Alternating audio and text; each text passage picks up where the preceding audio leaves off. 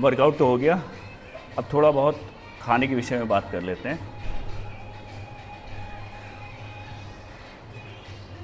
खाने में होता क्या है कि फूड में आदमी कंफ्यूज रहता है कि हमें कितना फूड लेना चाहिए, कितना प्रोटीन लेना चाहिए, कितना कार्ब लेना चाहिए, कितना फैट लेना चाहिए।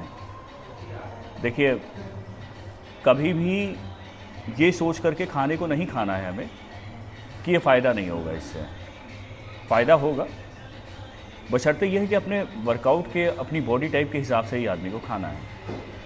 तो कोशिश ये कीजिए कि अपने वर्कआउट के हिसाब से और अपनी बॉडी टाइप के हिसाब से खाइए। 100 किलो के आदमी को अब वजन कम करना है तो करेगा कैसे?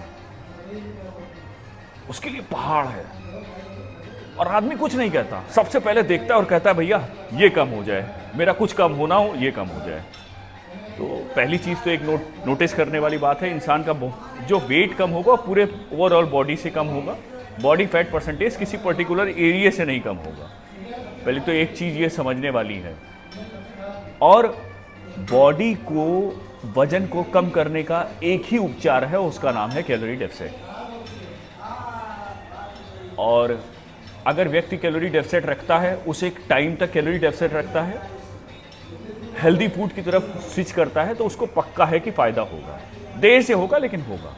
अब क्या, मेटाबॉलिज्म धीमा है जिसकी वजह से उसका वेट बढ़ने लगा है, वजन बढ़ रहा है, तो उसको अपने मेटाबॉलिक रेट पे काम करना है।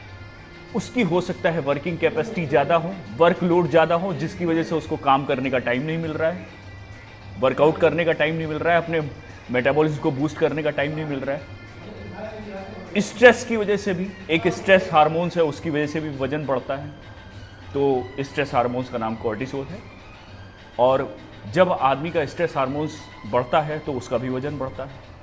तो स्ट्रेस फ्री हो रह करके ही अपने वजन को कंट्रोल किया जा सकता है। तो वर्कआउट करते समय आपका एक डोपामिन हार्मोन्स है, वो खुशी का हार्मोन्स है।